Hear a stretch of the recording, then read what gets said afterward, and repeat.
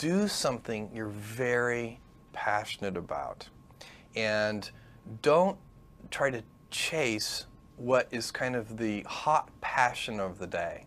People say you have to have a lot of passion for what you're doing, and it's totally true. And the reason is because it's so hard that if you don't, any rational person would give up. It's really hard, and you have to do it over a sustained period of time. So if you don't love it, if you're not having fun doing it, you don't really love it, you're going to give up. So just go and do it, try, learn from it. You'll fail at some things. That's a learning experience that you need so that you can take that on to the next experience. And don't let people who you may respect and who you believe know what they're talking about, don't let them tell you it can't be done. Because often they will tell you it can't be done, and it's just because they don't have the courage to try it. I think people that look for great ideas to make money, aren't nearly as successful as those who say, okay, what do I really love to do? What am I excited about? What do I know something about? What's kind of interesting and compelling? It's very rewarding when you work on something you think is going to make a big difference. And yeah, it's a little bit harder, but I think the passion that one might bring with it brings so much more energy to that you're more likely to succeed. You have to have an emotional investment in what you're doing. If you don't love what you're doing, failure is pretty much guaranteed. Success is not guaranteed by any means, but failure is much more likely if you don't love what you're doing. If you know exactly what you want to be, you need to spend as much time with people that are actually that already. One of the things that I do is I question a lot of things. And you can do that in a good way and a bad way, but hopefully if you try to get people to motivate why they're doing something and their way of thinking, the worst thing you can end up with is a situation where you get told, well, this is the way it's always been. Mm-hmm. That's the worst ever. That's a non-answer. Instead, ask yourself, given everything we have today, is there a way we can make this better? And so when we're coming up with ideas, we always ask ourselves, what kind of new market is this creating? And then also, what part of my day and what problem is it solving? And so I've gone as far as taking an entire catalog of my day from the moment I open my eyes and writing down every single thing I do. And then asking myself, is there something here? If you're not coming up with 10 ideas a day, that's why I have this thing. If I'm not filling up this page every single day, then my idea muscle will atrophy. And I started this in 2001, and I still do it every single day. You have to come up with ideas every single day, or the idea muscle atrophies. The good news is, after about 6 months of doing that, you're like a machine. People get surprised at how many ideas you could just have anywhere. But understand that naturally nobody is interested in your idea. The world could care less, and you have to persuade them, and you have to show that you're the one person out there that can do it. When it comes to changing the world, what I learned from Steve Jobs is, if you believe in a Macintosh, if you believe in iPhone, iPod, iPad, if you believe enough, then you will see it. Because other people will believe in it. Other people will create software. Other people will create products.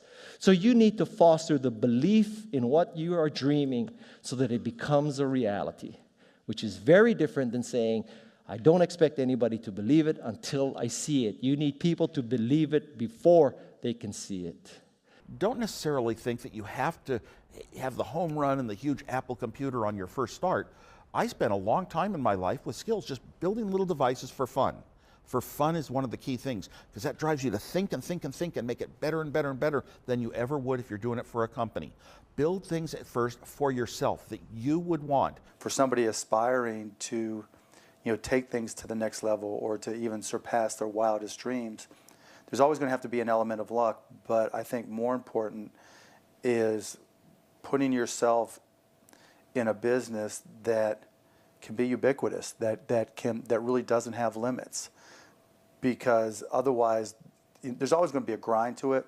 But if the business, if it can't be something that you can visualize every business using or every consumer using, it's going to be tough to scale to be big enough or to have the perceived value.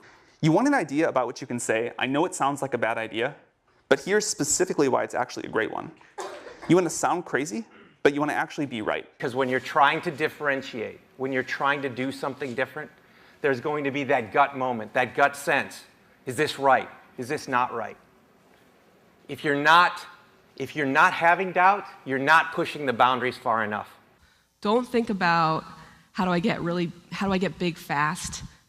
That will happen if you actually build something super meaningful and super important. So don't think about, what is the quickest way to success? Think about what is the best way to building something important that the world really needs. This little idea explains why some organizations and some leaders are able to inspire where others aren't. Let me define the terms really quickly.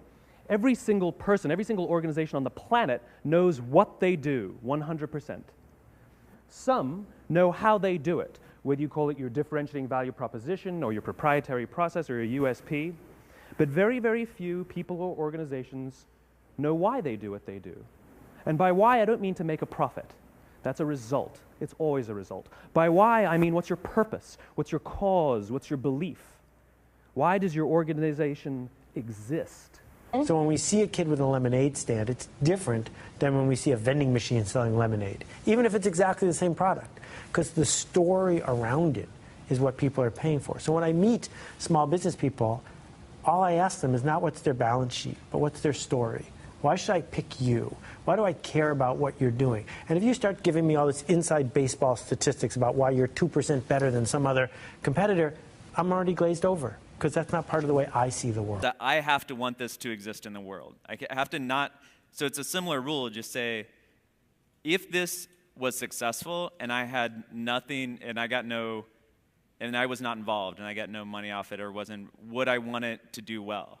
And that's a great check, I think, to know if you really feel good about the idea and can be passionate about it. One of the things I advise entrepreneurs to do is when you have an idea, a classic entrepreneurial impulse is to hold the idea close to you and not go tell people because, oh, the idea is so special. Right. That's almost always a mistake.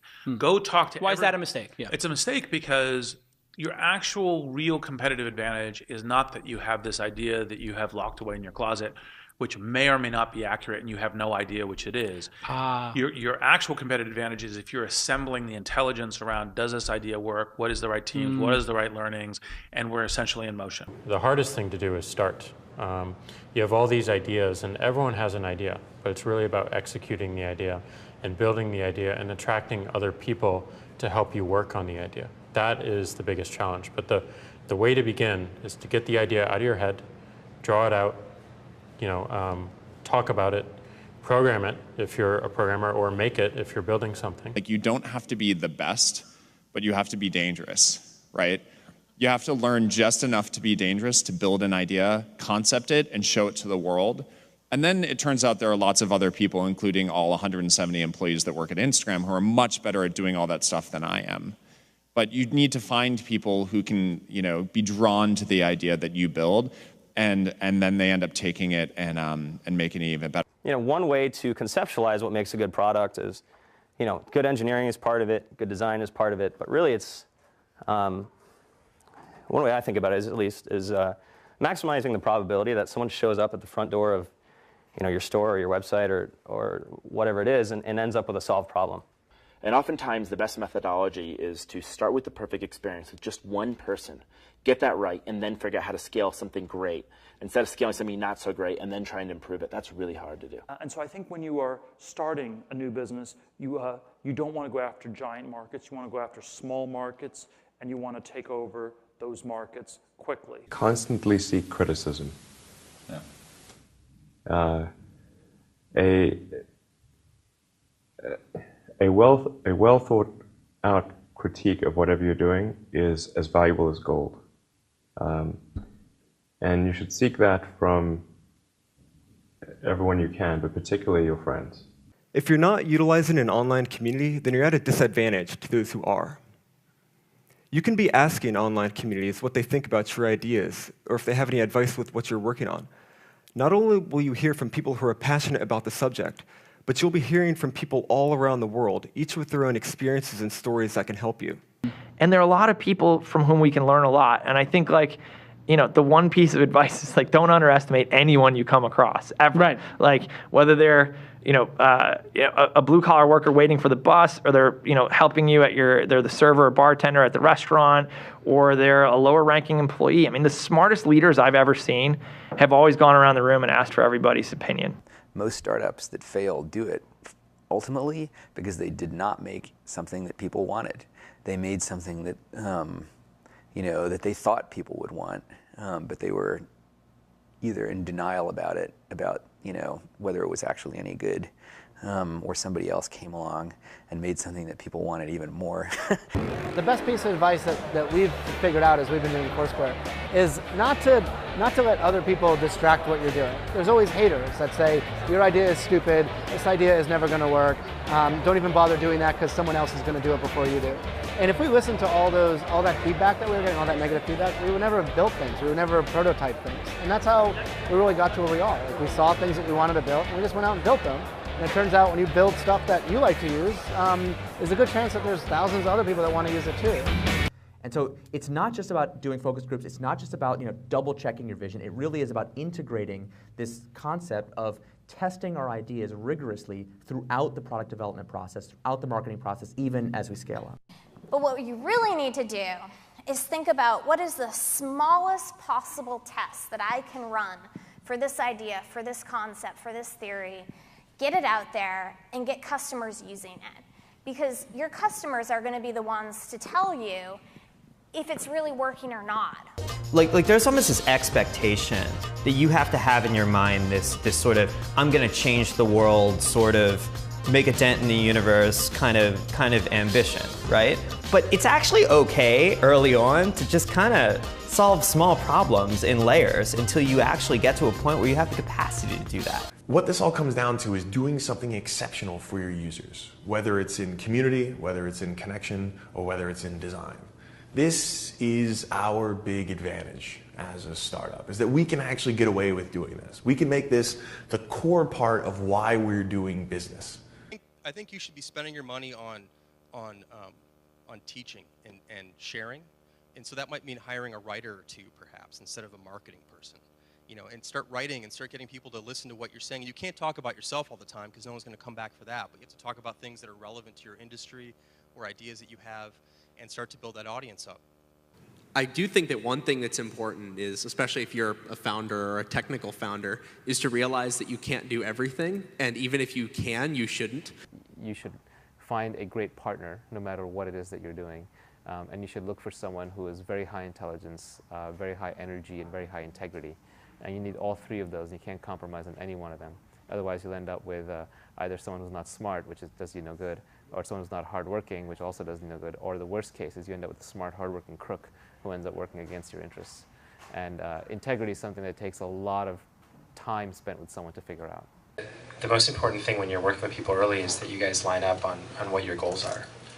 That sounds really basic, but you can totally, it can be fine. You can want to build a small business that makes money and you don't have to go to an office every day. Or you can want to build a huge company. You can want to build Google. But I think you have to be really, really aligned on that. When a lot of corporations have, they might call them core values or guiding principles or so on, but the problem is usually they're very lofty sounding. They kind of read like a press release the marketing department put out. They sound just like their competitors, and maybe you learn about it on day one of your job, but then it becomes this meaningless plaque on the lobby wall. Well, we wanted to come up with committable core values, and by committable, meaning we're willing to hire or fire people based on those values, completely independent of their actual job performance. The definition of values is they're the behaviors or principles that you religiously adhere to within your company. When I say religious, I mean that no amount of data will sway you from those principles, and the degree to which that you have the courage to maintain your conviction around those ideas is the degree to which you're going to be successful over the long term. A company is simply a group of people, and as a leader of people, you have to be a great listener, you have to be a great motivator, You have to be very good at praising and looking for the best in people. People are no different from flowers. If you water flowers, they flourish. If you praise people, they flourish. And that's a critical attribute of a leader. So I kind of like half jokingly with a lot of people say that, my job is basically like to be the assistant for the rest of the company. Like my job is to make sure that like you have what you need, that it's and basically you have everything you need to kick ass. Like that's my job. If you don't have that, then let me know because I'm not doing my job. There are a lot of things that are outside of your control. A lot of external circumstances will determine the success of your idea, whether the market timing is right for this new kind of service, or whether people, whether a customer, like the economy is right for your kind of service, right? Whether you meet the right people who will finance your company. Many external circumstances are like outside of your control and but will affect the outcome, and you have to be okay with that. Another quality that I think is important is kind of being flexible-minded or open-minded. I'm not saying you shouldn't have a vision for your idea or your product, but you need to be open to changes. So many things go wrong when you're starting a company, and often I think people ask, what mistakes should you avoid making? And my answer to that question is don't even bother trying to avoid mistakes because you're going to make tons of mistakes, right? And the important thing is actually learning quickly from whatever mistakes you make and not giving up, right? And I mean, there are things every single year of Facebook's existence that could have killed us or made it so that it just seemed like moving forward and making a lot of progress just seemed intractable, but you just kind of bounce back and you learn, and nothing is impossible. You just have to kind of keep running through the walls. The two things we really zero in on people are, two things. They sound simple, they end up being very difficult. Courage and genius. Courage is the one we talk about a lot because it's the one that people can learn.